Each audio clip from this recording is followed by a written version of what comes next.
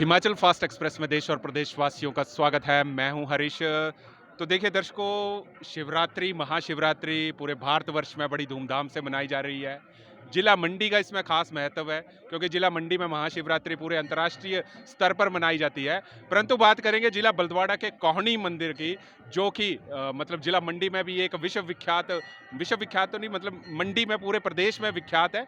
तो इसके बारे में चर्चा जरूर करने के लिए हम जो यहाँ के पुराने गुरुजी थे, हालांकि वो इस वक्त समाधि में चले गए हैं, परंतु फिर भी उनकी विशेषता जानने के लिए हम यहाँ पर हमारे साथ उनके काफ़ी पुराने शिष्य जी प्रकाश चंद वर्मा जी और प्रेम सुख वर्मा जी हमारे साथ उपस्थित हैं।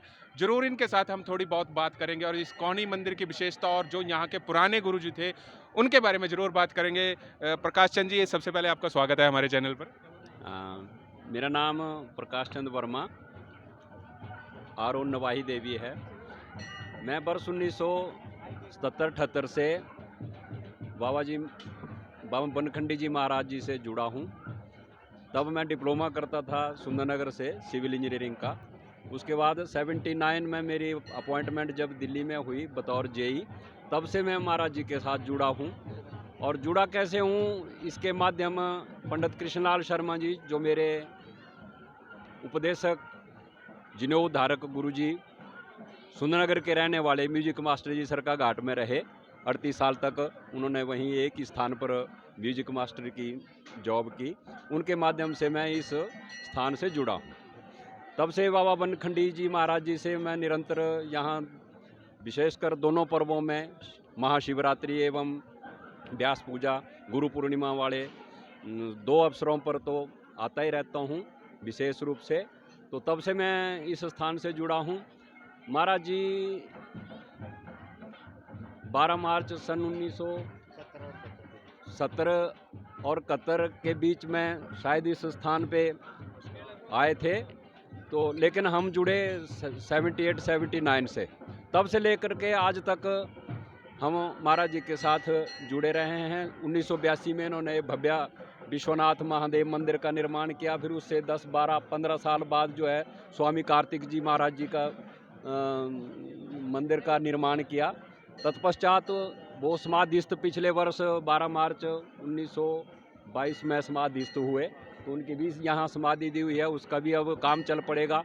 जब 1 वर्ष उनके समाधिस्थ हुए हो जाएंगे 27 इस महीने के 27 फरवरी को, उसके बाद उनके समाधि स्थल का काम चलेगा।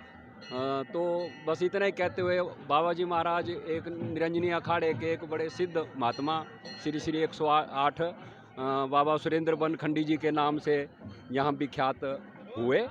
तो तब से मैं एक भक्त रूप में महाराज जी के साथ जुड़ा हुआ हूँ और जुड़ता रहूँ। अच्छा, मेरे को एक चीज़ बताइए, आप इतने पुराने शिष्य हैं, हालांकि जिस वक्त आप जुड़े उस वक्त तो हम पैदा भी नहीं हुए थे।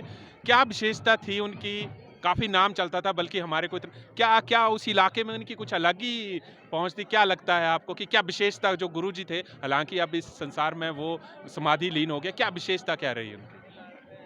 बाबा बनखंडी जी की विशेषता तो यही कही जाएगी कि वो संन्यास आश्रम के जो हमारे 7 अखाड़े हैं, उसमें जो तपोनिधि निरंजनी अखाड़े के वो श्री श्री 108 बाबा बनखंडी जी के नाम से विख्यात हुए इस स्थान पर।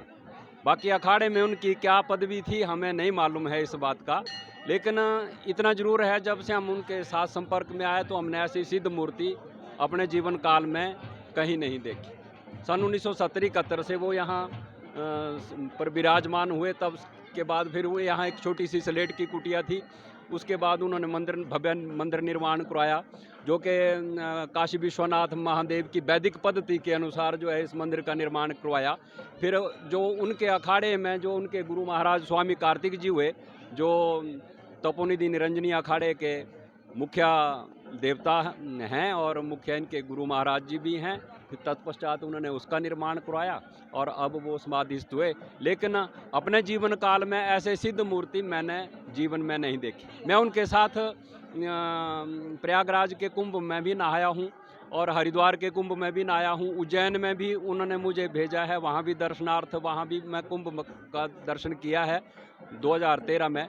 और उसके बाद 2016 में उज्जैन में किया है, 2010 में हरिद्वार में किया है, 1991-92 में 90 में इलाहाबाद में किया है, फिर 2001 में मैंने इलाहाबाद का महाकुंभ में स्नान एवं दर्शन किए हैं उनके अखाड़े में जा कर के। तो बस इतना ही मैं उनके बारे में जानता हूँ। ये हमारे साथ दूसरे शिष्य हैं गुरु महाराज जी के। अब मैं इनसे पूछूंगा कि वो तो अब इस दुनिया में नहीं है, परंतु जो मैनेजमेंट है, जो भी अब इतना बड़ा भंडारा हो रहा है, इतने लोग आ रहे हैं जा रहे हैं, खाने की व्यवस्था, ये कैसे संभालते हैं आप? उन्होंने इस व्यवस्था को अपनी एक छाप छोड़ी हुई है और वो छाप एज इट इज चल रही है। उनकी इसमें कोई फर्क नहीं है। जो चल रहा है वो उनकी ऐसी ही कृपा रही है कि लोग भी जुड़े हैं उनसे।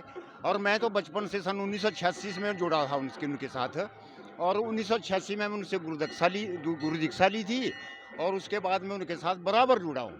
मैं उनके अच्छे में भी शरीक होता था, उनके बुरे में भी शरीक होता था। जब मेरे को टाइम मिलता था मैं उनके साथ हमेशा ही रहा हूँ। तो अब मेरे लिए तो वो सिद्ध पुरुष थे और मेरे लिए वो शिव मूर्ति थे। अच्छा, मैं ये पूछूंगा आपसे कि वो कितनी उम्र में जो थे, कितने समाधि में चले गए, कितने कितने उम्र की जब थी? बाबा जी की उम्र लगभग नियर अबाउट 86 वर्ष थी जब वो समा गए थे। नेर चौक में उन्होंने अपनी देहावसान किया, और उसके बाद उनकी मेडिकल कॉलेज में, और उस वक्त भी मैं और प्रकाश जी उनके साथ रहे हैं, और काफ़ी बीमार चले थे वो।